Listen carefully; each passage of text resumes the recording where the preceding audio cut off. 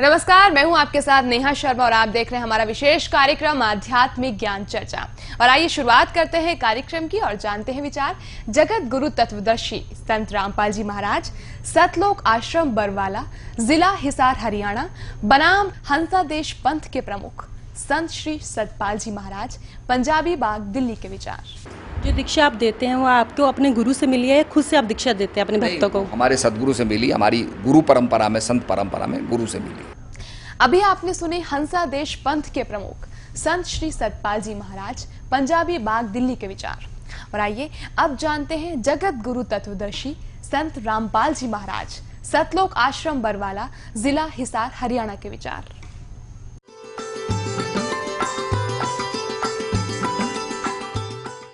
सतगुरुदेव की जय। बंदी छोड़ कबीर परमेश्वर जी की जय।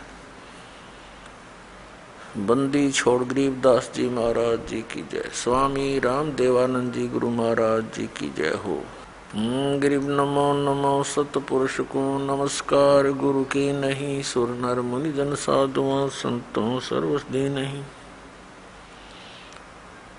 सतगुरु साहेब संत सब दंडोतम प्रणाम, आगे पीछे मध्य हुए तिनको जा कुर्बान। श्री सतपाल जी महाराज तथा श्री प्रेम रावत जी, जिसको बालगेश्वर जी कहते हैं, ये दोनों महाराज श्री हंस जी महाराज के पुत्र और उनके शिष्य हैं। ये कहते हैं कि जो दीक्षा हमारे पूज्य गुरुदेव श्री हंस जी महाराज दिया करते थे, वही दीक्षा हम अपने अनुयायियों को प्रदान कर रहे हैं। पुण्यात्माओं, जो इनके पूज्य गुरुदेव श्री हंस जी महाराज जो साधना स्वयं करते थे और जो दीक्षा देते थे, उससे उनको क्या मिला? 40 वर्ष की साधना के उपरांत वो प्रेत बाधा से पीड़ित, देखिएगा प्रमाण, जो अब सतपाल जी महाराज और श्री प्रेम रावत जी जो इनके छोटे भाई हैं, जो वही साधना ये दे रहे हैं, तो इनके अनुयायियों की क्या दशा होगी। ये क्या बता रहे हैं कि तालों पर जीभ लाने से आदमी ना तो मरे ना उसका रोग होए। या खेचरी मुद्रा श्री हंस जी करा करते, ऐसे बुरी बीमारी हुई, घुटना में रोग हो गया और बुखार से तड़फ कर मर गए और भूत प्रवेश कर गए उस साधना से, तो खा खैया साधना। अब हम लेते हैं पुस्तक हंस योग प्रकाश, देखिएगा, जो श्री हंस जी यानी जिसमें भूत बढ़ रहे थे उसके कर कमलों से लिखी गई है ये। और ये कहाँ से प्रकाशित है? प्रकाशक हैं श्री प्रेमनगर आश्रम, रजिस्टर हरिद्वार, संपर्क कार्यालय हंसादेश 2/12 पंजाबी बाग, नई दिल्ली से। मुद्रक हैं Rajeshwari photo setters private limited, 2/12 Punjabi Bagh, Nai Delhi से। ये 2 शब्द में स्पष्ट लिखा है कि श्री 108 श्री गुरुदेव जी परम संत योगीराज श्री हंस जी महाराज आनंद कल सच्चिदानंद भगवान के श्री कर कमलों द्वारा इस ग्रंथ की रचना हुई। यह ग्रंथ विक्रमी संवत 1988-1989 में, यानी 1931-1932 में लिखा गया और संवत 1934 में यो प्रकाशित छप कर तैयार हुआ। यह आज तक यही पढ़ा जा रहा है। अब ये है प्रश्न नंबर, इसके 290 ये है हंस योग प्रकाश, और ये 291 पर हम इसको पढ़ रहे हैं। ये क्या बताते हैं कि तालु छिद्र के ऊपर जिह्वा प्रवेश करके एक घड़ी मात्र खेचरी मुद्रा स्थित रहे तो योगी को सर्प, बिच्छू आदि का विष न लगे, बुढ़ापा, रोग, मृत्यु को जीत जाए, चमड़ा ढीला होकर सरवटें पड़ती है न हो। फिर तालु के ऊपर छिद्र में जिह्वा लगाकर स्थिर करके भू मध्यगत चंद्रमा से निकले हुए अमृत को का जो योगी पान करे, वे निसंदेह मृत्यु को जीत लेता है। यह गोरखनाथ निश्चय से कहते हैं। अब यह साधना की श्री हंस जी ने। और ये कैसे मरा आगे दिखाएंगे। अब पढ़िएगा 292 पृष्ठ पे, 91 हमने पढ़ लिया। ये खेचरी मुद्रा सर्वसिद्धियों की माता है। यह देवी हमको प्राणों से भी अधिक प्रिय है। जो निरंतर इस अभ्यास से नित्य अमृत पान करता है तो उसके कारण शरीर सिद्ध हो जाता है, अर्थात नाश नहीं होता, और मृत्यु रूप हस्ती को खेचरी रूप सिंह मार देता है। ये शिव संहिता से ले लिया इन्होंने। आगे क्या बताया है कि जीवा को तिरछी करके तीनों नाड़ियों के मार्ग में जो कपाल छिद्र है उसमें जीवा को योजित करे, यही खेचरी मुद्रा है।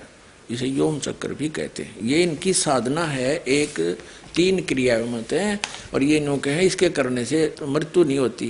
हंसराज जी 1966 में ऐसे तेज बुखार से मेरा बेहोश हो गया, कोई दवाई काम नहीं करी। लाइए झलक और दिखा दूं आपको। अपने आत्माओं इन प्रत्यक्ष देखकर आज तक आप तो समझ नहीं सके क्योंकि आप तो बालक हो। रोगी डॉक्टर की औषधि के साल्ट को नहीं जान सकता, गोलियों के साल्ट को, दवाई के साल्ट को डॉक्टर ही जान सकता है कि ये औषधि कारगर है कि नहीं। ये दास भी डॉक्टर, और जिनको तुम संत वो भी डॉक्टर जिनके तुम आश्रित हो। यानी डॉक्टर कहो यो जन्म मरण का रोग जीव का लगा हुआ है। जब तक इसका नाश नहीं होगा इतनी परम शांति नहीं हो सकती, जिसके विषय में गीता जी अध्याय नंबर 18 के श्लोक नंबर 62 में और गीता अध्याय नंबर 15 के श्लोक नंबर 4 में कहा है कि तत्वदर्शी संत की प्राप्ति के पश्चात परमेश्वर के उस परम पद की खोज करनी चाहिए, जहाँ जाने के बाद साधक फिर लौटकर कभी संसार में नहीं आते। 18वें अध्याय के 62वें श्लोक में कहा कि अर्जुन तू सर्वभाव से उस परमेश्वर की शरण में जा, उसकी कृपा से ही तू परम शांति को, सनातन परम धाम को प्राप्त होगा। तो ये जन्म मृत्यु का रोग कटेगा तभी तो परम शांति होगी। तो ये दास भी अध्यापक, और जिनको तुम अध्यापक मान रहे हो वो भी अध्यापक, ये शास्त्र विरुद्ध ज्ञान दे रहे। ये शिव संहिता यानी किसी व्यक्ति विशेष ने, शिव जी का पुजारी ने अपना अनुभव लिख दिया या फिर किसी उपनिषद से, तो इनसे जो उस अनुभव को ये आधार मानकर चल रहे हैं, अरे उसको करने से इनका क्या हाल हुआ ले दिखाते। अमृत का कलश पुस्तक फेर लेते हैं।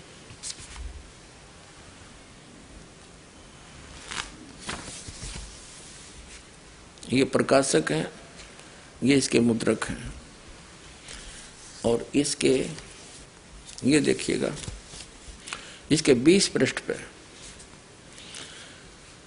ये राजस्थान में सत्संग समाप्त हुआ। श्री महाराज जी सत्संग में नहीं पधार सके, तबीयत बहुत खराब हो गई। तभी सभी को सोता हुआ छोड़कर 18 जुलाई को श्री महाराज जी वापस दिल्ली आ गए। यद्यपि प्रार्थना की गई कि आपको देहरादून ले जाया जाए, वह आपका इलाज और सेवा शुश्रूषा ठीक ढंग से हो सकेगी, लेकिन इनकी देहरादून में इनका अपना निजी मकान भी था, दिल्ली में भी इनकी कोठी थी। महाराज जी ने सिर हिला दिया और दिल्ली ले जाने के लिए संकेत किया। शक्ति नगर कोठी में जिस कमरे में गुरुदेव पहले ठहरा करते थे उसमें न ठहर कर बाहर वाले कमरे में ठहरे, जहाँ पर साधारणतः श्री महाराज जी के ज्येष्ठ पुत्र ये बाल भगवान, श्री सतपाल जी को बाल भगवान बोलते हैं, श्री बाल भगवान जी दिल्ली पधारते थे तो ठहरते थे। बुखार और तेज होता जा रहा था। महाराज जी से कहा गया, महाराज जी श्री माता जी को बुला लें, कोई डॉक्टर लाएं या आपको देहरादून ले चलें। सेवकों ने प्रार्थना की। नहीं, महाराज जी बोले नहीं, किसी को ना बुलाओ, जाओ बाहर जाकर बैठ जाओ, मेरे पास कोई ना आए। इतना दुखी हो गया, किसी का बोल भी नहीं सुना था, इसने इतना तंग हो रहा था। देखिए कोई ना आए, सभी चले गए। फिर भी सलाह करके डॉक्टर को बुलाया गया और डॉक्टर ने जांच करने के पश्चात दवा भी दी, लेकिन दवा का कोई असर नहीं हुआ। बुखार और तेज होता गया। सिर पर बर्फ की पट्टी लगा कर रखेगी, लेकिन तापमान नीचे आने का नाम नहीं ले रहा था।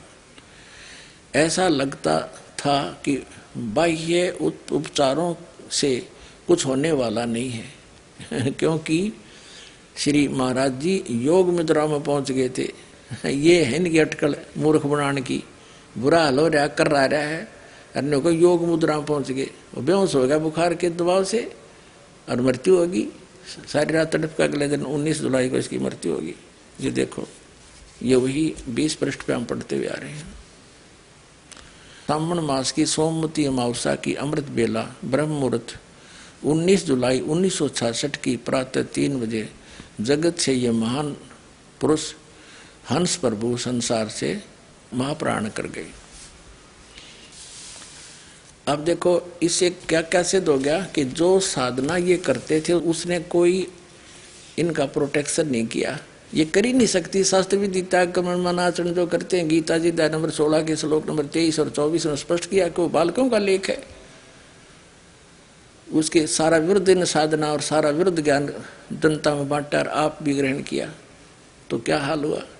अन्य का क्या होगा? अंडरस्टूड है। जब तक पुण्य चलते हैं प्राणी के पूर्व जन्मों के, जैसे बैटरी चार्ज होती है और उसको चाहे चार्जर भी ना ला रखा हो और चार्जर लगा रखा हो और वैसे टांग रखा हो जहाँ बिजली है ना उसमें, तो वो चार्ज नहीं हो रही। और जब तक वो उसकी अक्षमता पहले की है उसके अंदर जो रिजर्व कोटा, तब तक तो उससे बल्ब भी जग रहे हैं, पंखे भी चल रहे हैं, नो प्रॉब्लम। और जब वो एकदम डाउन होएगी क्योंकि चार्जर है ही नहीं, तो सारी प्रॉब्लम जो श्री हंस जी को भोगनी पड़ी 40 साल की साधना के बाद। और प्रेत प्रवेश कर झाड़े ला के निकलवा संत का, प्रेत बाधा दूर हुई। धिक्कार ऐसी भक्ति को। मनुष्य जीवन अपना भी डबो दिया करोड़ों का और सिर पर भार धर दिया इस भोली आत्मा ने। अब लिखा है इस अमृत के कलश में कि ये बता रहे हैं हंस जी के, मैं पहले आर्य समाज के विचारों से प्रभावित था, ओम नाम का जाप करता था। फिर ये स्वरूपानंद नंगली वाला एक ऐसा अज्ञानी संत मिला, वह थोड़ी बहुत तो शास्त्र अनुकूल साधना का ओम नाम का जो लाभ मिलना था वो भी छुटवा दिया इस पुण्यात्मा का, और ये डले डुबा दिए। और यह इसने सहर स्वीकार कर ली, क्योंकि हम बोले हैं, बालक है। हमने जो भी कोई अटपट सी बात अलग से दिखाता हमें अच्छी लगती है और उसको छोड़ देते हैं ओरिजिनल को।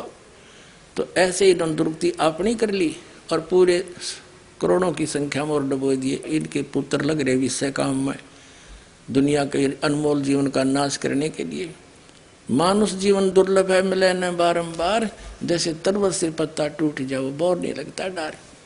अब ये और क्या क्रिया बताते हैं। अब हम फिर हंस योग प्रकाश जो श्री हंस जी की ही करती है, इन्हीं के द्वारा अनुभव लिखा गया अपना। ये देखिएगा, ये हंस योग प्रकाश में आ गई हम। वो अमृत का कलश हमने रख दी।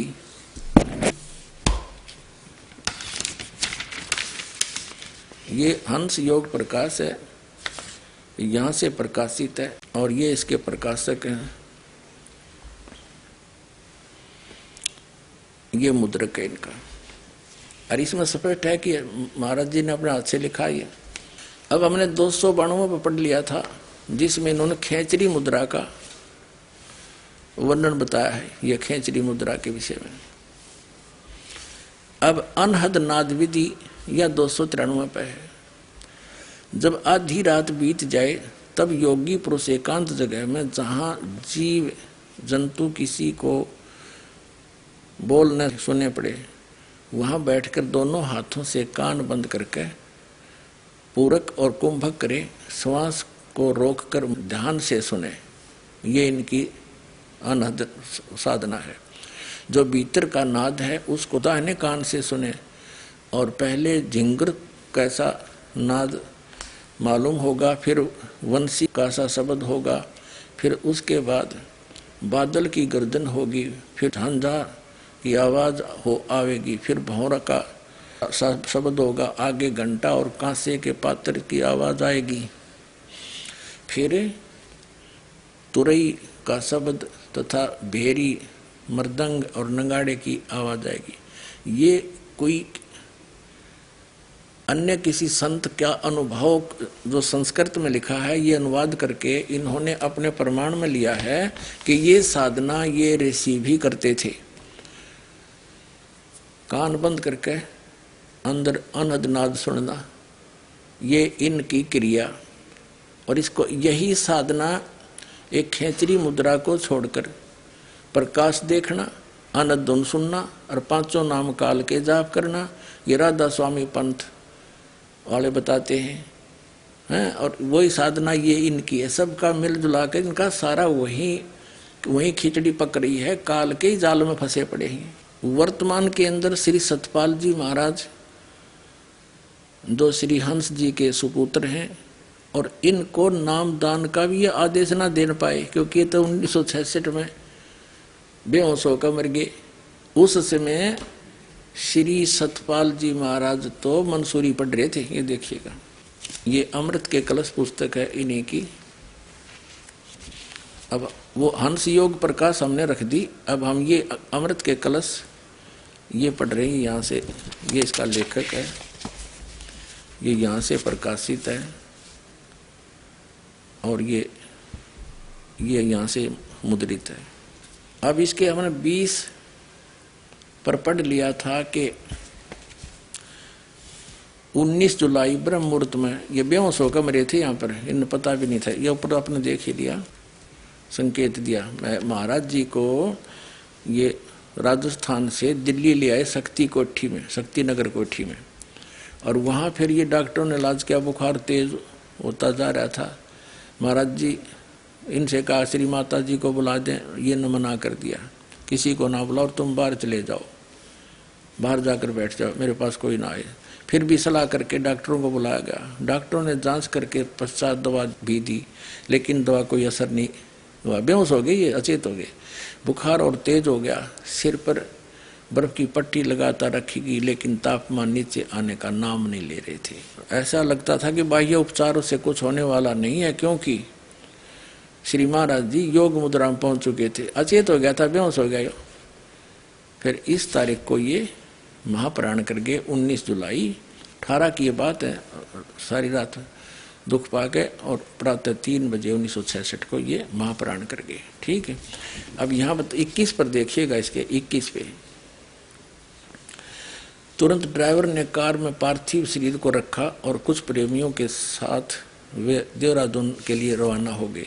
दिल्ली से टेलीफोन पर सूचना दे दी गई कि महाराज जी आ रहे हैं, कमरा तैयार रखा जाए। जैसे ही देहरादून कोठी में कार पहुंची और लोगों ने महाराज जी के पार्थिव शरीर को देखा तो सभी फूट फूट रोने लगे। श्री माता जी शोक व्याकुल हो अचेत हो गई। श्री महाराज जी के ज्येष्ठ पुत्र श्री बाल भगवान यानी सतपाल जी महाराज जी को मंसूरी से बुला गया। ये मंसूरी पढ़ रहे थे जब 15 साल के थे। 1966 में ये 15 साल के थे, 1951 में इनका जन्म हुआ, तो वहाँ से बुलाए गए। तो कहने का भाव ये है, और ये वो छोटा लड़का जो इनके पास था, माता जी के पास देहरादून था, ये वो 8 वर्ष का ही था सारा। तो कहने का भाव ये है कि ये इन दोनों को नाम देने का आदेश भी ना देंगे, और आगे फिर ये स्वयंभू संत बन गए। 2 भाई न्यारे न्यारे लागे, एक में काम नहीं चला था। अगर ये सच्ची भक्ति होती तो विश्व में एक का संत बतेरा। तो पुण्यात्माओं, श्रद्धालु तो श्रद्धालु ही होते हैं।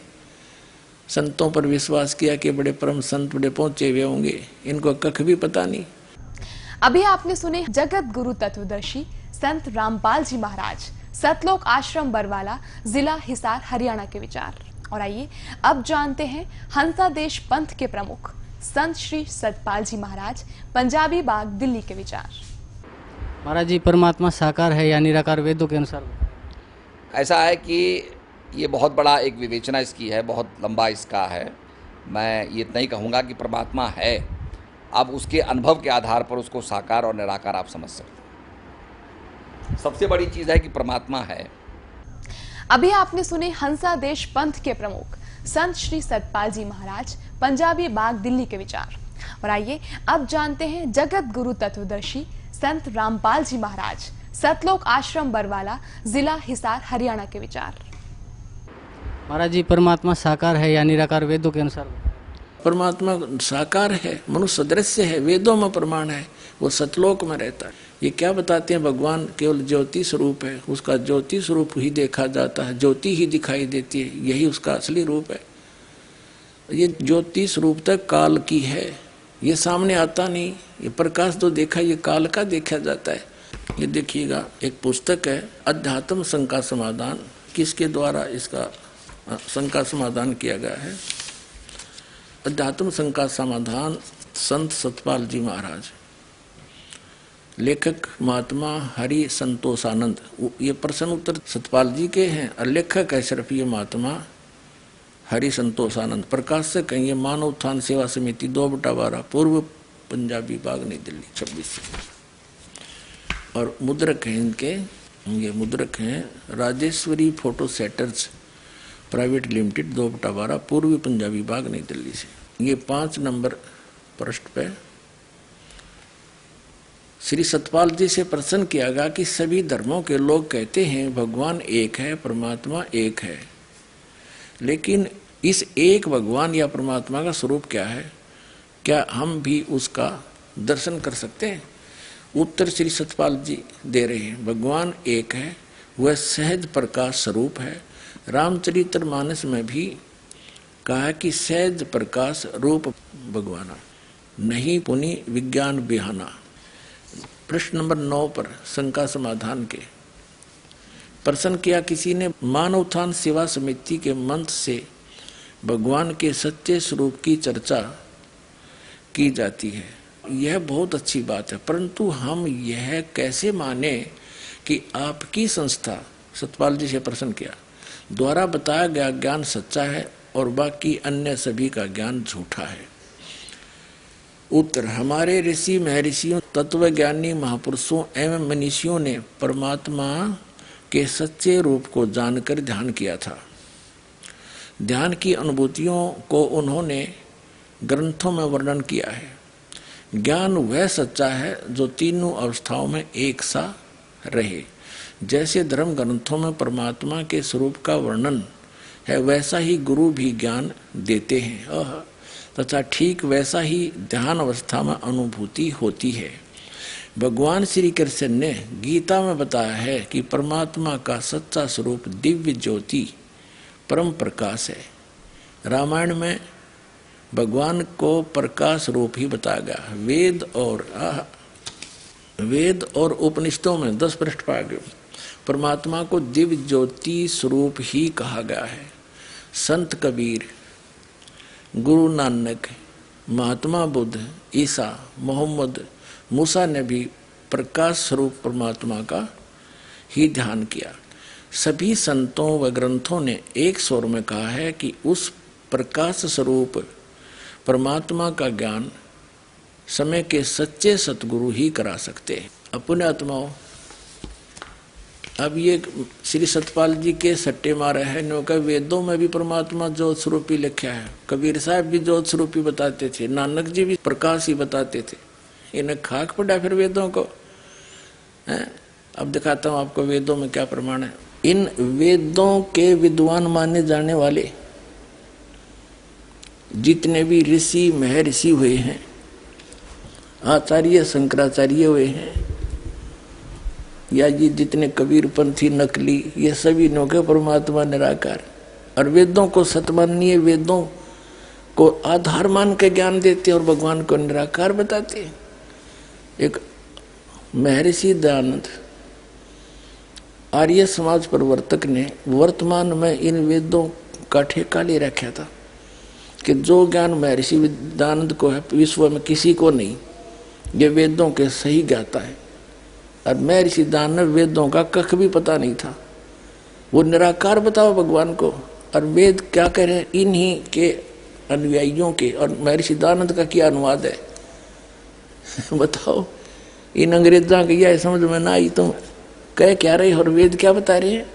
अगर ये दास अनुवाद करता तो ये आज्ञा नहीं आने देते, नो कहें रामपाल के जाना संस्कृत ने उठपटांग कर रखी है, और इन अंग्रेजों द्वारा, इन इंजीनियरों द्वारा करा रखा अनुवाद परमात्मा ने इनके कर कमलों से, और इन सब से लिखवा रखा सच्चाई, इन्हें खुद पता नहीं इसमें क्या लिखा है।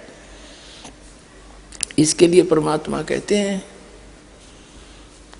कि मोती मुक्ता दर्शत नाही, ये जगह सब अंधरे और दिक्कत के तैन तस्मीन का फिर मोती अब अंधरे।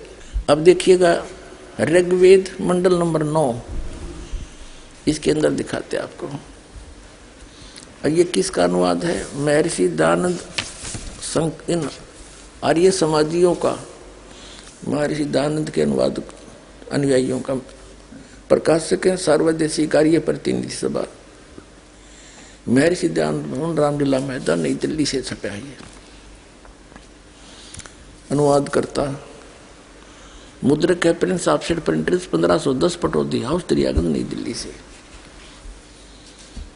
अब इसको आपका दिखाते हैं। ऋग्वेद मंडल नंबर 9 सूक्त नंबर 86 का, ऋग्वेद मंडल नंबर 9 सूक्त 86 का मंत्र 26। इसमें वही प्रमाण जो का त्यों, वही प्रमाण जो कबीर सागर में धर्मदास जी ने बताया आंखों देख के, वो ज्यों का त्यों प्रमाण आपको इन पवित्र वेदों में मिलेगा। देखिएगा, ऋग्वेद मंडल नंबर 9 सूक्त 86 का मंत्र 26 है। यहाँ है ये कबीर शब्द, हम इसको कबीर बोल रहे हैं, वह को हम वह बोलते हैं अपने देसी लैंग्वेज में, देसी भाषा में।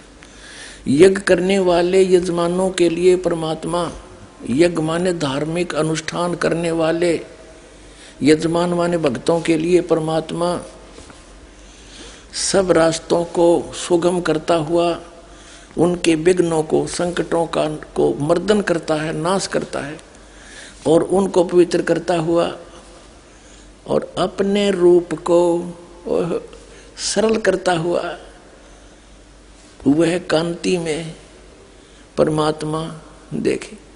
इन्होंने इस कबीर का इन्होंने ऐसे संधि छेद करके अर्थ कर दिया, सर्वज्ञ विद्युत के समान क्रीड़ा करता हुआ। या लिखना था वो कबीर देव वर्णीय पुरुष को प्राप्त होता है। वर्णीय माने अच्छे श्रेष्ठ पुरुष को प्राप्त होता है। अपनात्मा इन्होंने यहाँ कबीर का अपसर्ग लगा के कवि ही बना दिया, अर्थ कर दिया सर्वज्ञ। देखो ये कबीर अतो, इसका इन्होंने ये संधि छेद कर दिया। इसका अर्थ यहाँ लिखना था कबीर देव बुद्धिमता ये थी। जैसे उदाहरण के लिए ये यजुर्वेद है, ये यजुर्वेद है, इसका ऊपर रह लगा है, इसको संधि छेद करेंगे इस रह को यहाँ लगा सकते हैं, दो अपसर्ग। जहाँ भी इस यजुर्वेद नामक ग्रंथ की महिमा होगी और वहाँ केवल यजु भी लिखा हो तो उसका अंडरस्टूड अनुवाद करता ने लिखना पड़ेगा यजुर्वेद, वो बुद्धिमान है अगर ऐसा लिखता है। इसका अर्थ कर दे यजु का, तो जिसकी महिमा बताई जा रही हो तो फिर उसका ज्ञान कैसे होगा, वो क्या चीज है, कोई पुस्तक है या कोई और वस्तु है। देखिएगा ये यजुर्वेद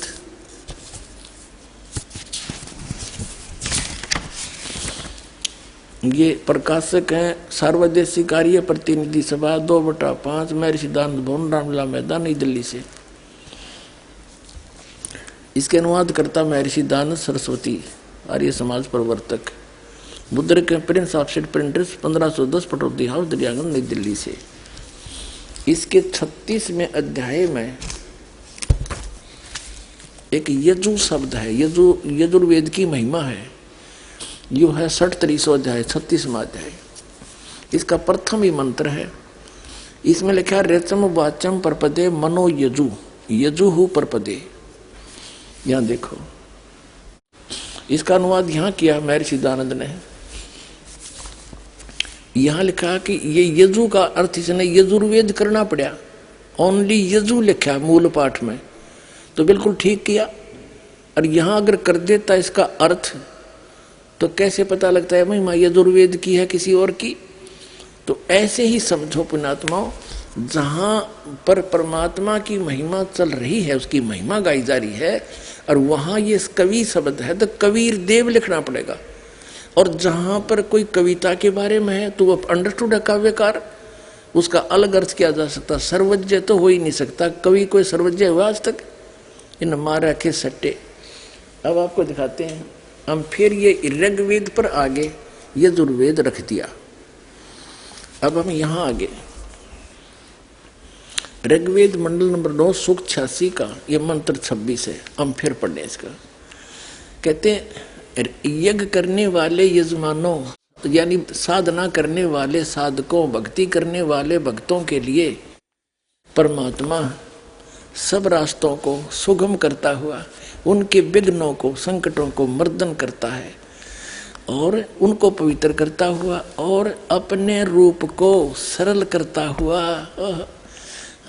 वह कांतिमान यानी तेजोमय शरीर युक्त परमात्मा कबीर देव, यहाँ लिखना चाहिए हमने कबीर देव, बस हम कबीर साहब बोल रहे हैं, ये कबीर देव लिख दें, ये व्याकरण के ज्ञाता कबीर देव लिख देते, हम उसको कबीर देव बोला। हाँ, कबीर देव माने परमेश्वर, कबीर साहब कह दें, भाषा भिन्न है, बाकी उसी महिमा की, उसी परमात्मा की महिमा चारों वेद बता रहे हैं। कबीर साहब ने कहा था, धर्मदास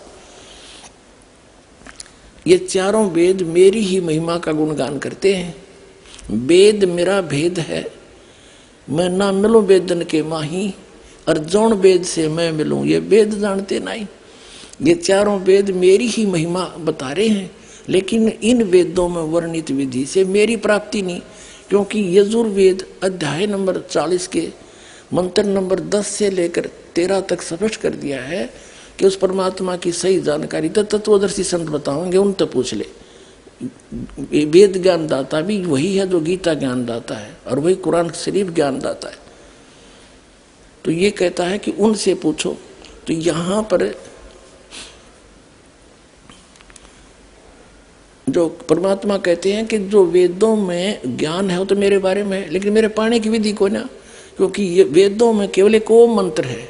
यजुर्वेद अध्याय नंबर 40 के और मंत्र नंबर 15 में कहा कि ओम कर्तु समर कल्वे समर कर्तुम समर, मुझ ब्रह्म का ओम नाम है। 40 में जाके फिर 17वें श्लोक में कहा कि वो परमात्मा तो प्रोक्ष है, गुप्त है, और मुझ ब्रह्म का ओम नाम है। तो वेदों से इन ऋषियों ने ज्ञान तो था नहीं, तत्वदर्शी संत मिला नहीं, ओम नाम को पूर्ण परमात्मा का मान कर रगड़ा लाना शुरू कर दिया। ये तो ओम का काल का जाप है, ब्रह्म का, इससे जन्म मरण छूटे नहीं। तो वो परमात्मा नहीं मिल सकता इन वेदों में वर्णित विधि से। तो कबीर साहब कहते हैं कि वेद मेरा भेद है, मैं ना मिलूं वेदन के माही, और जौन वेद से मैं मिलूं ये वेद जानते नहीं। वो कौन सा वेद है?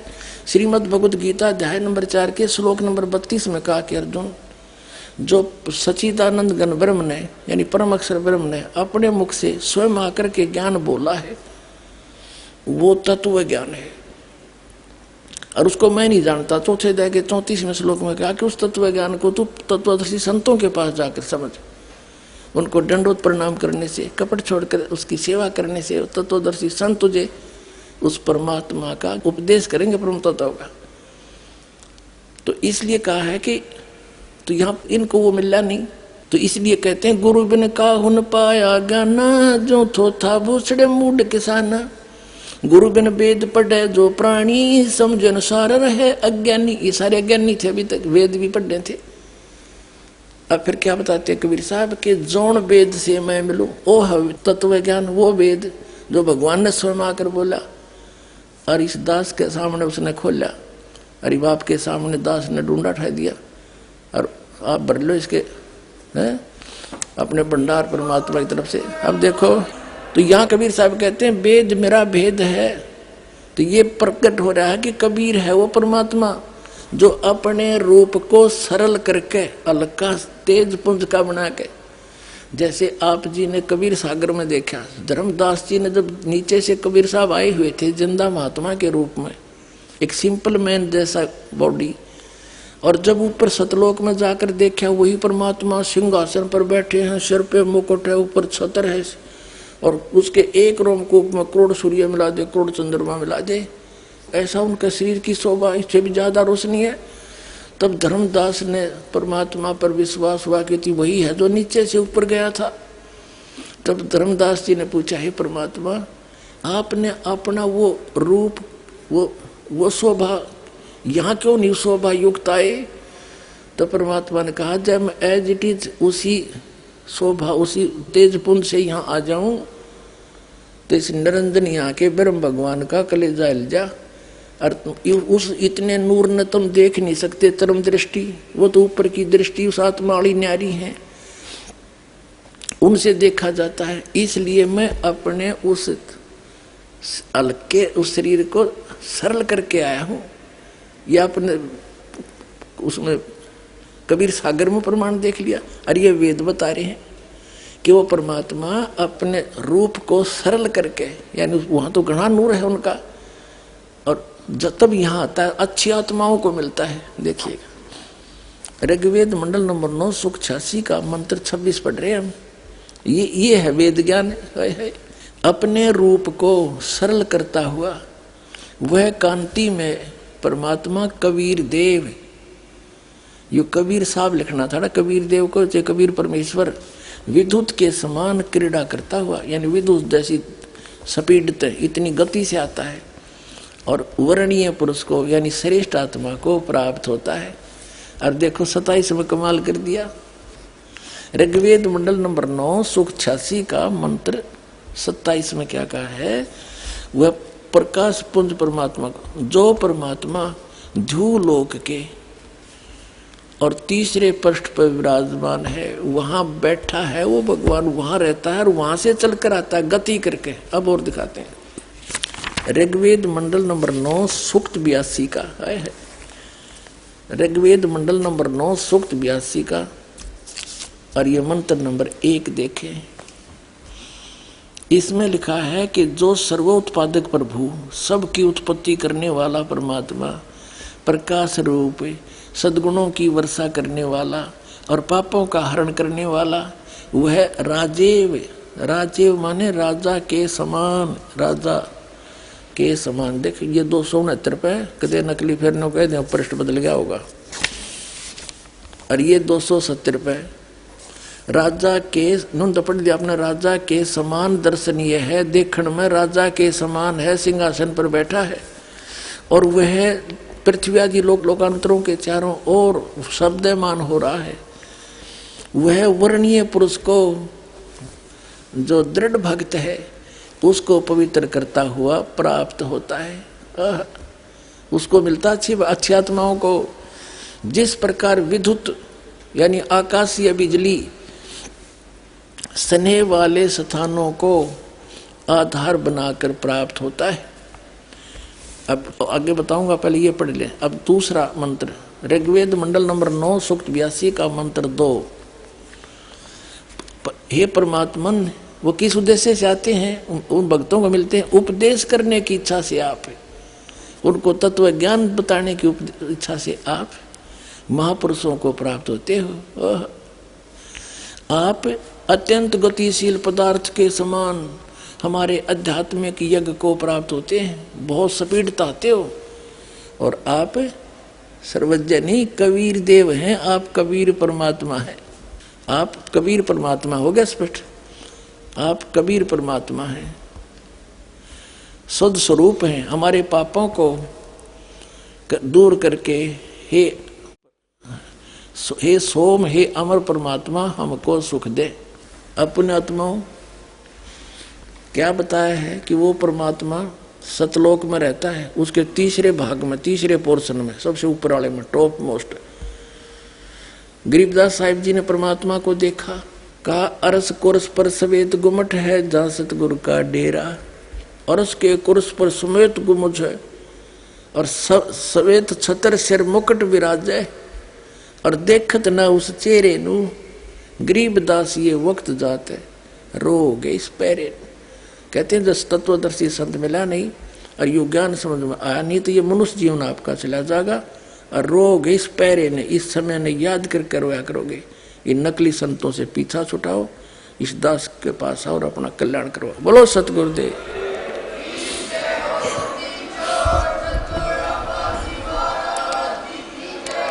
तो पुण्यात्माओं, इन सभी सदग्रंथों ने और आंखों देखा महापुरुषों ने रल मिलकर सिद्ध कर दिया, कबीर इज गॉड, नर आकार है, सतलोक में रहता है, वहां से चल कर आता है। तो ये लीला कबीर भगवान ने की है, वो परमात्मा है, वो हम सबका पिता है, हमारे लिए भटक रहा है, उसको पहचानो और कल्याण करवाओ। बोलो सतगुरुदेव। आइए अब हम उन श्रद्धालुओं के अनुभव जानते हैं जो जगत गुरु तत्वदर्शी संत रामपाल जी महाराज जी से दीक्षा प्राप्त कर चुके हैं तथा उनके द्वारा बताए गए भक्ति मार्ग पर चल रहे हैं। नमस्कार सर। सत साहिब, क्या शुभ नाम है जी आप जी का? मैं भगत हरि गोविंद दास, नेपाल से। सर संत रामपाल जी महाराज की शरण माने से पहले आप कौन सी भक्ति करते थे? हम तो ऐसे कोई भक्ति नहीं करते थे, कभी कभी मौका लगता था तो शंकर जी का नाम लेते थे, शिव जी का नाम लेते थे, बस इतना ही। बाबूजी और दादाजी ने 7 बीघा नेपाल की जगह देके 7 बीघा जगह देके अपने घर के द्वार पर आगे में राम जानकी मंदिर बनवाए हैं, और हम सोचते थे कि यही भगवान है, और उसी में थोड़ा मोरा लगे रहते थे। सर, परम संत सतगुरु रामपाल जी महाराज की शरण में आप कैसे आए?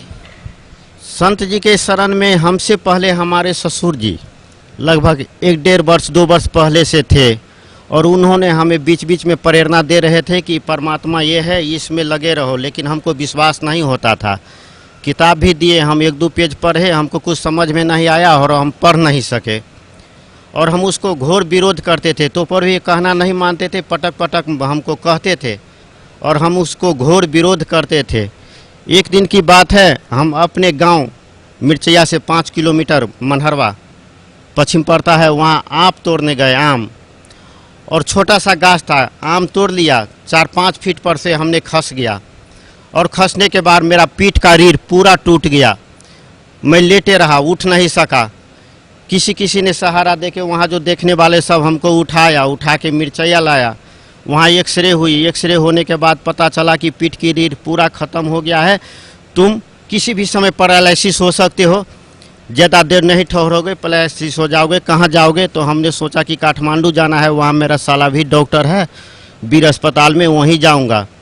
वहाँ एम्बुलेंस से हमको काठमांडू भेजा गया, और काठमांडू भेजा गया, वहाँ हमने 19 दिन बेड पर लेटे रहे। डॉक्टर ने सलाह दिया कि इसको अब 2-3 किलो से ज़्यादा नहीं उठाना है, ये अब ठीक नहीं हो पाएगा, इसको 3 महीने बाद में मैं ऑपरेशन करूँगा, और अभी इसको घर भेज दो, 3 महीना लेटा रहेगा बेड पर। मैंने घर आया, 3 महीना लेटा। वो लेटे लेटे हमने किताब पढ़ी, भक्ति का सौदागर, जो भी ज्ञान गंगा है। किताब पढ़ने के बाद हमको पता चला कि परमात्मा तो ये है संत रामपाल जी महाराज, और ये चाहे तो हमको ठीक कर सकते हैं, बाकी हम पैरालिसिस तो हो ही गए हैं जैसे लगता है। तो हमने अपने ससुर जी से फ़ोन करके परमात्मा के बारे में क्षमा मांगे कि मैं बहुत दुखी हो रहा हूँ, मेरा दिशा पेशाब लोग सफा कर रहा है, श्रीमती भगतमती, मैं परमात्मा से माफ़ी मांग रहा हूँ, और कैसे माफ़ी मांगूँ ये तो मैं नहीं जानता, आप मेरा संदेशा पुगा दीजिए, और आपके बारे में भी मैंने बहुत अनाप शनाप बोला है, आप तो माफ़ करिए देंगे, लेकिन परमात्मा से हमको माफ़ी मांग दीजिए। उन्होंने कहा अच्छा ठीक है, मैं जा रहा हूँ, 2-4 दिन के बाद आश्रम ज़रूर मांगूंगा। वहाँ आके उन्होंने माफ़ी मांगे। माफ़ी मांगने के बाद हमको बेड पर लेटना घूमना शुरू होने लगा, कुछ हमको विश्वास जमा, और इसके बाद हमने यहाँ आने का भी चेष्टा किए, और 3 महीना में 2-3 दिन कुछ दिन घटी था, हमने उठ गया 5-7 दिन पहले ही। उठने के बाद मेरा पैर तो इतना मोटा हो गया, और टोने से एकदम काट कर पूरा कारा हो गया, नशा काम नहीं किया, हम चल फिर एकदम नहीं सकते थे, ऐसे करके ऐसे लट्ठी से 5 मिनट चलते थे, इसके बाद हम 3 घंटा रोते थे, पीड़ा इतना हो रहा था, ठरे दिशा करते थे। हमने जीवन से हार मान लिया, सोचा कि अब हम मर जाए इसी में अच्छा है, लेकिन आत्महत्या करे तो परिवार का लोग दुखी होगा। हम खाना पीना बंद कर देते हैं, और खाना पीना बंद करने के बाद धीरे धीरे शरीर गल जाएगा और मर जाएंगे हम, यही हमने सोचा। तो ससुर जी ने यहाँ लाने का चेष्टा किए, हमने बोला ठीक है मैं जाने के लिए तो तैयार हूँ, लेकिन मेरा उम्मीद नहीं है कि अब मैं मरा हुआ आदमी ठीक हो पाऊँगा। यदि मैं ठीक नहीं होता हो तो आप हमको आश्रम में छोड़ देंगे, और वहाँ भी मैं कुछ दिन रास्ता देखूँगा, ठीक नहीं हो पाया तो नेपाल उत्तर आने की वजह मैं वहाँ से भी दक्षिण चला जाऊँगा, आप हमें जिद न करना, इस शर्त पर ले जाना चाहते हैं तो चलिए। तो उन्होंने यहाँ 5-7 दिन रहने का, 5 दिन रहने का इस किस्म से टिकट लिया। हमने यहाँ आया, आते दिन हमको बहुत दिक्कत हुई। दिक्कत क्या हुई कि उधर मेरा साला डॉक्टर था, उसने अपने सीनियर डॉक्टर के सलाह अनुसार हमको फ़ोन करता था, और मेरे बेटा भी वहाँ रहता है, उससे भी फ़ोन करवाता था कि आप नहीं जाओ वहाँ, रास्ते में पूरा पैरालिसिस हो जाओगे, जो कुछ भी थोड़ा मोड़ा चलना आता है वो भी खराब हो जाएगा। आप यहाँ आ जाओ काठमांडू डॉक्टर के यहाँ, आपको ऑपरेशन कर दिया जाएगा। हमने अपने कान से सुना था कि ऑपरेशन करने के बाद भी हम 2 किलो से ज़्यादा न उठा पाएंगे, और हम 2 किलो उठाने वाला अपना पेट नहीं पाल सकेंगे तो बाल बच्चा का क्या पालते। इसलिए हमको लगा नहीं, हम परमात्मा के ही यहाँ वहाँ जाएंगे कहीं। वहाँ तो ससुर जी कहते हैं कि ठीक हो जाओगे। लास्ट में पटक पटक फ़ोन हुआ तो लास्ट वाले में बोले कि ठीक है, अब आप फ़ोन मत उठाओ वहाँ का, और चलो आप वहाँ से दौड़ते हुए आएंगे। और दौड़ते हुए वाले शब्द जो बोले तो वहाँ जो देखने वाले थे कुछ माई लोग, वो लोग हंसने लगे कि मरा मुर्दा को ले जा रहा है और कैसे दौड़ते हुए आएगा। हमको भी आश्चर्य लगा, दौड़ते हुए तो नहीं आ सकेंगे, हो सकेगा कुछ सुधार हो सकता है। हमने ठीक है यहाँ आने के लिए कर लिया, आया भी, रास्ते में कोई दिक्कत नहीं हुई। यहाँ आके सत्संग चालू था, हमको 2 बैग पर बैग रख दिया गया और हम उस पर बैठ गए, सत्संग सुने। सत्संग सुनने के बाद में नामदान लिए। नामदान लेने के बाद में हमने दर्शन करने आया। दर्शन करने आया तो हमारे साथ में जो थे हमारे ससुर जी, और मेरे पीठ में बेल्ट लगे हुए थे स्टील का, और मैं लट्ठी पर ऐसे आ रहा था। यहाँ की सेवादारों ने लट्ठी रख दो भाई। हमने बोला कैसे जा पाऊँगा, तो मेरे कंधा पर हाथ रख लेना। मैं ठीक है, तो हमारे ससुर जी को वहाँ से हटा दिए, लाइन में लगा दिए, वो लाइन में आ गए। इसके बाद पीछे में बेल्ट देखे, ये तो खोलना होगा। मैंने बोला कि ये तो मैं नहीं खोलूँगा, खोलूँगा तो अभी थसक जाऊँगा। तो ठीक है हम लोग खोल देते हैं और 2 आदमी साइड में हो जाएंगे, उस पर हाथ रख लेना। आपकी मर्जी, खोलना है खोल दो। खोल दिए। खोलने के बाद यहाँ आए, हम अलग लाइन में हो गए। हमारे अगल बगल में हमारे जान पहचान वाली कोई नहीं थे, बस परमात्मा आए हमारे सामने। हमने बोले गुरुदेव, अब इतना आदमी में, इतना भक्त लोगों में, वो तो हमको पहचानेंगे नहीं, मैं क्या बोलूँ ना बोलूँ। तो हमने यही सोचा कि परमात्मा से माफ़ी मांग लेंगे। हमने तो अनाप शनाप बोला है। हमने बोला गुरुदेव हमको माफ़ कर दीजिए। इसके आगे हम बोल नहीं सके, हमको आँख से आंसू आ गया। गुरुजी बोले कि अरे बेटा तुमको माफ़ तो मैंने कब का कर दिए हैं। तो हमको पता चला कि आगे पीछे कोई नहीं है मेरा जान पहचान वाले। गुरुजी कैसे हमको पहचान गए, ये तो साक्षात परमात्मा है, यहाँ छुपे बैठे हैं। बाप रे बाप, हमको ठीक हो जाएगा, आप हमको विश्वास लगा। तब इसके बाद हम बोले कि माफ़ कर दिए हैं, तो मैं कहाँ खड़ा हो पा रहा हूँ, पैर का नस एकदम फट रहा है, डांड कमर एकदम दुख रही है, आंसू एकदम आ रहा है, दर्द से मैं खड़ा ना हो पा रहा हूँ।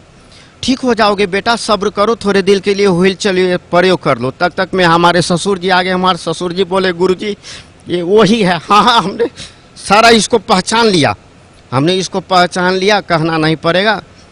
बस इसके बाद हमने दंडोत प्रणाम किया। दंडोत प्रणाम करने से यहाँ का सेवादार ने रोका कि तुम नीचे मत लेटो, उठ नहीं पाओगे। मैंने बोला यही चाहता हूँ, जो घर पर मरता यहाँ ठाव पर आकर मर रहा हूँ, जगह पर आ गया हूँ। हमने लेटा और लेटने के बाद खुद उठ गए। उठाने के लिए तो चाह 2 सेवादार, हमने मना कर दिया आप नहीं उठाओ, मेरा कमज़ोर रीढ़ है, कहीं टूट जाएगा। मैं खुद उठ गया और उठने के बाद हमारे ससुर जी व्हील चेयर लाए, वहाँ था ही, उस पर बैठे। कुछ ही दूर ले गया कि मेरे शरीर में पैर में शक्ति आया। मैंने बोला रुकिए रुकिए रुकिए, नहीं चलिए ना, नहीं रुकिए ना आप। बस वो रुके। रुकने के बाद क्या हुआ, तो मेरा पैर में शक्ति आया है, रुकिए तो। बस इसके बाद मैंने ठहरा हुआ तो सीधा ठहरा हो गया, जैसे अभी खड़ा हूँ। इससे पहले मैं ठहरा नहीं हो पा रहा था। और हमको आशीर्वाद मिले। उसी रात हम 3 बजे, लगभग 2:45 बजे, 5 मिनट लगी, जिसको पेशाब कहते हैं, पेशाब लगी। हमने गया बाथरूम पेशाब करने के लिए, जाने में 10-12 मिनट लगी। लौटते वक्त हमको दिशा आ गया, दिशा लगा। हम बोले अब हम जाएंगे, अपने आदमी को उठा के लाएंगे, तब तक में क्या होगा ना होगा। ठीक है हम बैठ जाते हैं, बैठ तो सकते नहीं हैं, कोशिश करते हैं यहाँ जो होगा होगा। 2-3 घंटा में तो आवे करेगा, जब सुबह होगी तो भगत लोग हमको लेटा देखेगा तो उठाएगा। हम बैठे, आराम से बैठ गए, सारे कपड़ा खोल उल के बाहर रख दिया, आराम से बैठ गए। दिशा हो गई, जो हम बैठ नहीं सकते थे घर पर। और इसके बाद पानी उनी सब हो गया, हाथ सब सफाई कर लिया, आके सो गए। जब 5:45 साढ़े 5 बजे तो आए हमारे बाबूजी ससुर जी उठाने के लिए कि उठो उठो चलो टॉयलेट जाना है। हमने बोला हम तो आ गया। तो कैसे आ गया, कौन ले गया? कोई नहीं ले गया, हम तो खुद गया। 2:45 बजे वहाँ लग गई दिशा, हमने कर लिया, बैठना हो गया हमको। बस इसके बाद हम दर्शन में फिर आए, गुरुजी को बोले गुरुजी थोड़ा थोड़ा दुखी रहना, नहीं बेटा पूरा ठीक हो जाओगे। तीसरे दिन हम जब बात सौ से आ रहे थे तो देखे यहाँ एक दो आदमी मात्र दर्शन में बाकी है। तो हम तो जब तक आएंगे यहाँ तब तक गुरुजी चले जाएंगे भीतर। हमने लट्ठी फेंक के दौड़ना शुरू कर दिया, गुरुजी ने रुक गया और हम आके यहाँ गुरुजी अब तो मैं दौड़ रहा हूँ। हाँ, हमने तुमको देखा तब हम रुक गया, हमने तुमको देखा दौड़ते आते हुए। बस इसके बाद 3 दिन में लगभग हम पूरा ठीक हो गए। जो हम एकदम बैठ नहीं पाते थे, पैर उर एकदम फूल गया था हमारा। लास्ट में 4-5 दिन में तो हम पैंट उठ पहन लिए, इससे आगे हम कपड़ा न लगा पाते थे अपने से। पैर उठता था ज़मीन से सिर्फ 2 इंची, अंडरवियर दूसरे आदमी घुसा देता था और निकालता था। वो सब अपने करने लगे यहाँ आके, साक्षात परमात्मा मिल गई। और लास्ट में जाते समय हमने कहा गुरुजी मैं तो मोटरसाइकिल चलाता हूँ, कैसे हमको हिम्मत हो गई इतनी बड़ी बात मांगने की। वो भी गुरुदेव कहते जाओ बेटा खूब चलाना। और कल होके घर पुगते ही हम कल होके, एक मेरे घर में किरायादार रहता है, वो जा रहा था सब्जी लाने अपने मोटरसाइकिल से। हमने बोला कि रुको, तो उसको हम बताए थे ऐसे ऐसे कहानी। वो बोले कि आप चलाओगे मोटरसाइकिल? हाँ मैं चलाऊँगा। हम बोला तू स्टार्ट करके देगा, किक वाली थी। उसने स्टार्ट न करके सीधे चाबी हमको दिया, हम चाबी ले लिए और गमछी था कंधे पर, गमछी को बांधे कमर में, स्टार्ट किया, स्टार्ट हो गई गाड़ी। हमने बाज़ार 1.5 किलोमीटर पड़ता है, 1.25 किलोमीटर लगभग, वहाँ जाके सब्जी 7 किलो सब्जी बो के खुद ला लिए परमात्मा की दया से। अब मैं एकदम खुशी हूँ। सर, परम संत सतगुरु रामपाल जी महाराज से नाम उपदेश लेने के बाद आपकी जो लाइलाज बीमारी थी, जहाँ कहीं आपका इलाज नहीं हो रहा था, वो आपकी ठीक हो गई, आपको बहुत सुख मिला जीवन में। तो सर, भक्त समाज को आप क्या संदेश देना चाहते हैं? मैं भक्त समाज को यही संदेश देना चाहता हूँ कि भक्त लोग पुराने बताए हुए साधु गुरु और ब्राह्मण सबके फेरी में पड़े हुए हैं।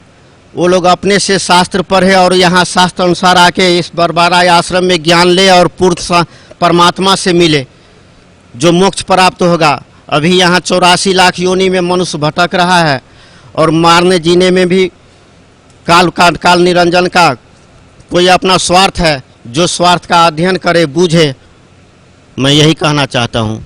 और यहाँ आने के बाद हमको क्या फ़ायदा हुआ? अभी हमारे 3 लड़का है, तीनों लड़का यहाँ से नाम ले लिया है। एक छोटा लड़का तो हमसे भी पहले लिया था, हमने उसको डांट डबर के नहीं ऐसा नहीं करना है कहकर मना कर दिया था। बाद में फिर हमने बोला कि अरे हम तो नाम लिया, तुम काहे लिया हुआ छोड़ दिया? तो आप ही ने तो हमको डांटने लगे, इसलिए हमने छोड़ दिया था। हमको फिर नाम दिलवा दीजिए। बस वो छोटा भी आके ले लिया है, बड़ा भी चाइना MBBS कर रहा है, वो भी आके यहाँ नामदान ले लिया है। और नामदान लेने के बाद वहाँ से खबर पठाया कि मैं अपने सेक्शन में सेकेंड हो गया हूँ, जो पहले थोड़ा कमज़ोर विद्यार्थी था वो। और बीच वाले वो भी नहीं मान रहा था, वो भी आके यहाँ नामदान ले लिया है। सारे परिवार हम लोग लग गए हैं। भक्तमती तो हमसे 1 बरस पहले से थी, लेकिन हम नहीं मान रहे थे, इसलिए उसकी में भी बाधा अर्चन हो रहा था उसके में। और मैं यही कहना चाहता हूँ भक्त जनों को और पूरे समाज को कि यहाँ सतलोक आश्रम बरवाला जिला हिसार भारत की हरियाणा प्रदेश में आके अपना नामदान ले और अपनी कल्याण करवाए, अपने मोक्ष प्राप्त करे, अपने खुशी जीवन बिताए। धन्यवाद आपका, बहुत बहुत धन्यवाद। बहन जी, क्या नाम है आपका? मेरा नाम अलका है। कहाँ से आए हैं आप?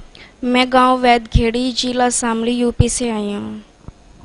बहन जी, संत रामपाल जी महाराज की शरण में आने से पहले आप कौन सी भक्ति करते थे? संत रामपाल जी महाराज की शरण में आने से पहले मैं सभी देव देवताओं की पूजा करती थी, मंदिर जाती थी, सभी जगह जाती थी मैं, लेकिन मुझे कोई राम नहीं मिल रहा था। मैं बहुत बीमार थी, मेरे मम्मी पापा बहुत ज़्यादा बीमार थे, बहुत दुखी थे, लेकिन ये सब भक्ति करते करते भी कोई लाभ नहीं होता, बजाय लाभ के और नुकसान ही हो रहा था। मेरे पापा को ब्लड कैंसर था, कुछ नहीं राम हुआ, सब डॉक्टर ने जवाब दे दिया था। मेरी मम्मी भी बहुत बीमार थी और मैं भी बहुत बीमार थी, लेकिन हमें कोई लाभ नहीं हुआ।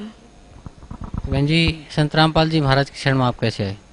संत रामपाल जी महाराज की शरण में हमारे गांव के एक संजू भगत जी हैं, जिन्होंने रामपाल जी महाराज का नाम उपदेश ले रखा है। उन्होंने हमें बताया कि वहाँ जाने से नाम उपदेश लेने से आपके सब कष्ट दूर हो जाएंगे और आपको मोक्ष मिलेगा ही मिलेगा। क्योंकि मेरे पापा जो हैं वो झाड़ फूक का काम करते थे, एक किस्म के ओझा ही थे वे, मतलब सबको झाड़ते थे, सबको फायदा देते थे, लेकिन इतना सब कुछ करने के बाद भी हमें कोई सुख नहीं मिल रहा था। सबको सुखी करते करते हम इतना दुखी थे कि हम किसी को बता भी नहीं सकते थे। एक दूसरे के लग के ऐसे रोते थे जैसे अपना कोई था ही नहीं, कोई पूछता भी नहीं था कि क्या हो रहा है, क्या खाया भी नहीं, कुछ खाया कि नहीं खाया।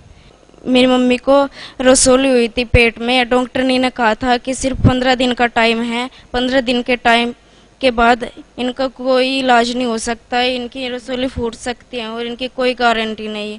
फिर हम यहाँ सतलोक आश्रम बरवाला में आए, गुरुजी से नाम उपदेश लिया। नाम उपदेश लेने के बाद ही 15 दिन के अंदर अंदर जो कहा था डॉक्टर ने, ऐसा कुछ नहीं हुआ, मेरी मम्मी ठीक हो गई। आज हमें नाम उपदेश लेने के 3 साल हो गए हमें, आज मेरी मम्मी बिल्कुल ठीक है, कोई दवाई नहीं खाई। मेरे पापा को ब्लड कैंसर था, मेरे पापा बिल्कुल ठीक हो गए, आज कोई भी परेशानी नहीं है। और मैं एक दिन स्कूल जा रही थी, ऐसे ही नाम जाप करते करते, पहला नाम मिला हुआ था, स्कूल जा रही थी, एक भैंस ने इतनी जोर की टक्कर मारी मुझे कि मुझे पता भी नहीं चला पल भर में क्या हो गया। मैं साइकिल से इतना जोर की गिरी, पुल पे से इतना जोर की गिरी कि शायद उस दिन मैं बच नहीं पाती, लेकिन मुझे ऐसा महसूस हुआ जैसे कि संत रामपाल जी महाराज ने मुझे अपनी गोद में उठा लिया, मुझे खरोंच तक नहीं आई। और मेरी जो मम्मी थी वो भी ठीक हो गई, मेरे पापा भी ठीक हो गए। आज हम परमात्मा की दया से बिल्कुल खुश हैं। बहन जी, भगत समाज को क्या संदेश देना चाहते हैं आप? मैं भक्त समाज को यही संदेश देना चाहूँगी कि सतलोक आश्रम बरवाला में आओ और संत रामपाल जी महाराज से नाम उपदेश लेने के बाद अपना कल्याण करवाओ। क्योंकि सतलोक आश्रम बरवाला में पूर्ण संत कबीर साहिब परमात्मा आए हुए हैं, जो संत रामपाल जी महाराज का चोला पहने हुए है। क्योंकि एक बार मुझे सपन दिखा था, जैसे मैं जा रही थी, नाम जाप करते हुए जा रही थी सतनाम का, तो एक कुतिया मरी हुई पड़ी थी, उसके 2 पिल्ले भी थे, वो बहुत भूख से रो रहे थे। मुझे देखा नहीं गया उन पिल्लों को, मैं उनको उठा करके घर लेकर आई, उनको दूध पिलाया, सब काम किया। वो पिल्ले देखते देखते मेरी आंखों के सामने ही 2 बच्चों का रूप ले लिया, मेरी आंख खुल गई। मैं सोचिए परमात्मा आपने आज मुझे क्या दिखाया। मैं पूरे दिन ऐसे ही बीत गया, मैं रोती रही, मुझे कुछ समझ नहीं आया। फिर जब संध्या आरती का टाइम हुआ, मैंने जोत लगाई, संध्या आरती की, मैंने परमात्मा से अरदास की, हे परमात्मा इसके पीछे क्या राज है, मुझे एक बार फिर दर्शन दे के बताओ परमात्मा इसके पीछे क्या राज है। फिर अगले दिन परमात्मा सौपन में आए, कहा बेटी, जैसे ही सौपन में आए तो मुझे 2 फल दिए और ये जो पाठ प्रसाद मिलता है ये दिया। और जैसे इनको लेकर मैं बेड पर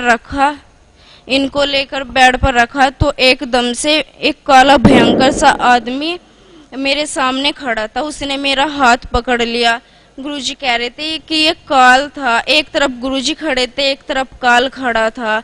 काल ने मेरा हाथ पकड़ा, लेकिन गुरुजी के पास तक मेरा हाथ नहीं गया, मेरे हाथ में बेड की चादर आ गई। मैं और बंदी छोड़ की जय बोलती रही। एकदम से बंदी छोड़ की जय बोलते बोलते परमेश्वर ने अपना हाथ बढ़ाया। जैसे ही हाथ बढ़ा, काल ने मेरा हाथ छोड़ दिया और मेरी आंख खुल गई। फिर अगले दिन फिर ऐसे ही हुआ, मैंने फिर परमात्मा से अरदास लगाई तो परमात्मा ने कहा आकर कि बेटी 600 साल पहले तू एक सत्या नाम की डॉक्टरनी थी, तेरे कोई औलाद नहीं थी, लेकिन तू मेरी शरण में आई थी, इसलिए तू मेरी शरण में आई थी, तूने मेरी भक्ति की थी, इसलिए मैंने तुझे अपने पास रख लिया था। और कहा था बेटी जब हम खुद चलकर पृथ्वी पर आएंगे उस वक्त आपको भेजेंगे। मैं तो भक्त समाज को यही संदेश देना चाहूंगी कि वो परमात्मा कबीर परमेश्वर धरती पर आए हुए हैं, उनसे नाम उपदेश ले और अपना कल्याण कराए। सत साई। धन्यवाद बहन जी, बहुत बहुत।